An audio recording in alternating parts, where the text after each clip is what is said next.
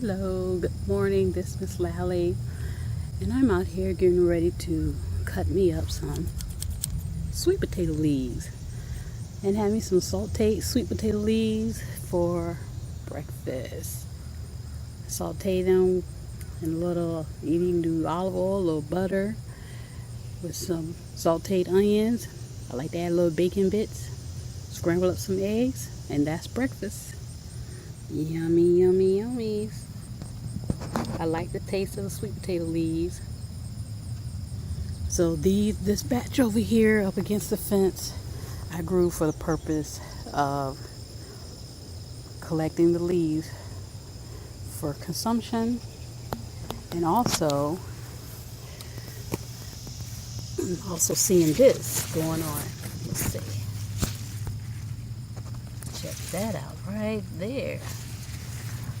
So these have been in the ground since I believe March, and they're possibly ready. But last time I grew sweet potatoes, I waited until the leaves started looking kind of raggedy to pull them up, and they were huge. I had got a couple of gigantic sweet potatoes. So that's what I'm going for this morning. Sweet potato leaves for breakfast. Thanks for watching. I'm back again. So I said, well, what I do is I look for a nice, healthy looking leaf, not too many holes in it. I always check the underside, make sure I don't see any bugs or anything, but like this one has something on, so I probably won't get that leaf. And I like to clip it right at the top of the stem, because I don't really like the stem. That's my preference. And I clip it, and this is what I'm working with for eating.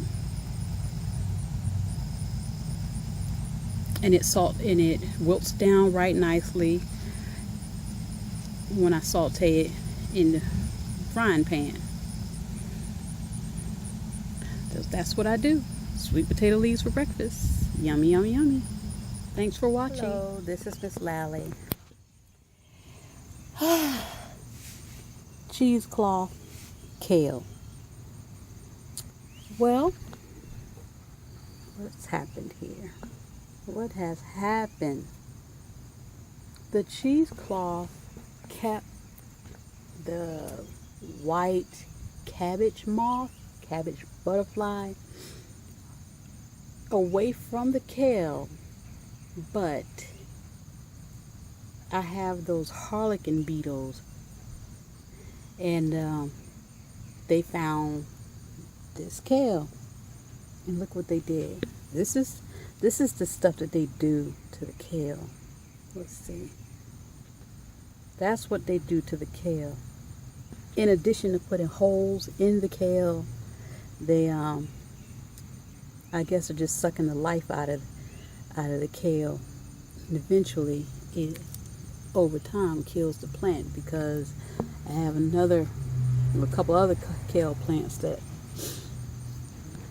have gone on to kale heaven from the looks of it. Look like this and worse.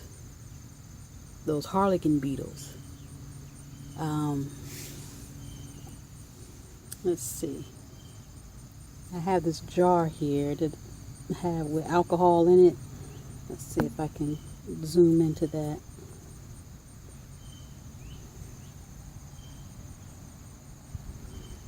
I don't know if you can see in the jar, but it's a bunch of them. I just tap on the leaf and they fall in there. There's a couple of Japanese beetles in there. Let's see. I don't know if you can see into the jar, or if I go look at the other plants, I might can find one. Let me go check. So this is my other kale that the harlequin beetles have found, and just look what they're doing. This is probably the result of the cabbage moth and harlequin beetle. So here's one right there. Let me see. If you see that on your kale, collard greens, cabbage, deal with it quick.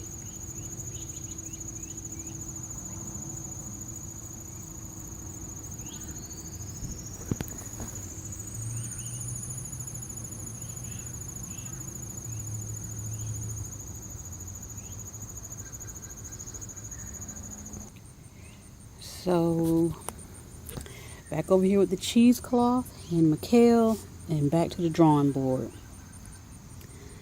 So I need to go do some research on the harlequin beetle. This is the first year I've ever seen those beetles in my yard. This is the first year, and normally I have to deal with situations like this from the cabbage moth. And when they lay their eggs, and the eggs turn to caterpillars and starts putting holes all in the cabbage, all in the collard greens, and now the kale. That's the only thing I've ever had to deal with as far as in the brassica family for me. And this year, I don't know, I've never seen those beetles before.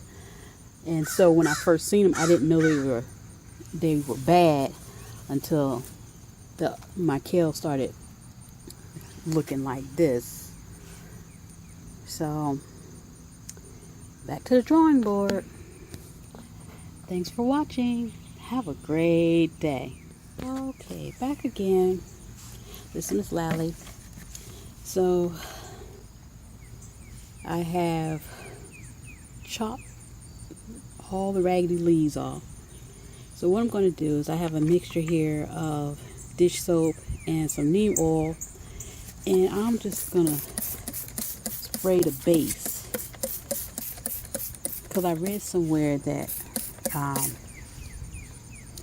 dish soap, you can catch the harlequin beetles and just drop in dish soap and that take care of them. So just in case there's any hiding down here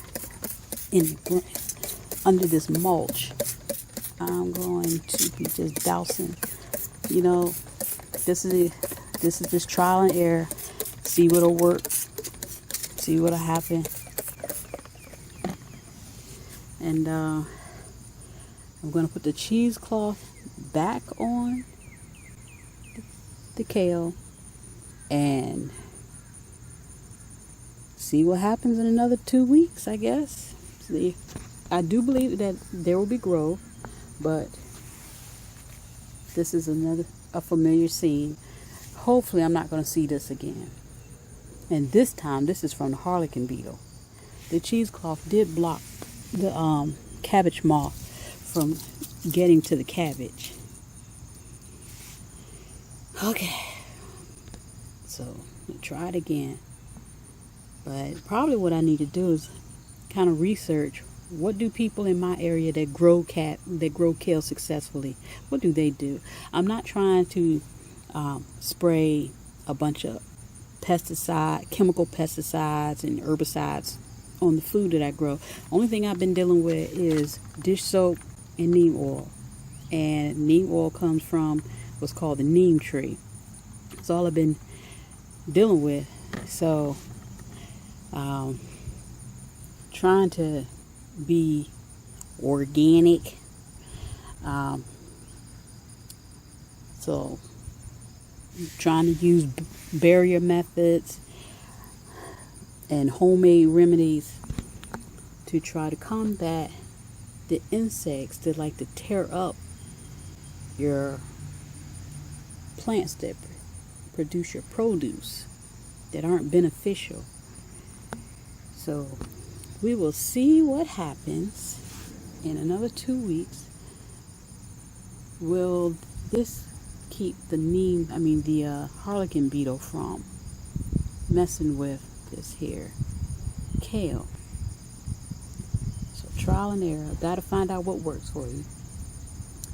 Once again, thanks for watching, and have a great day and a great day in your garden.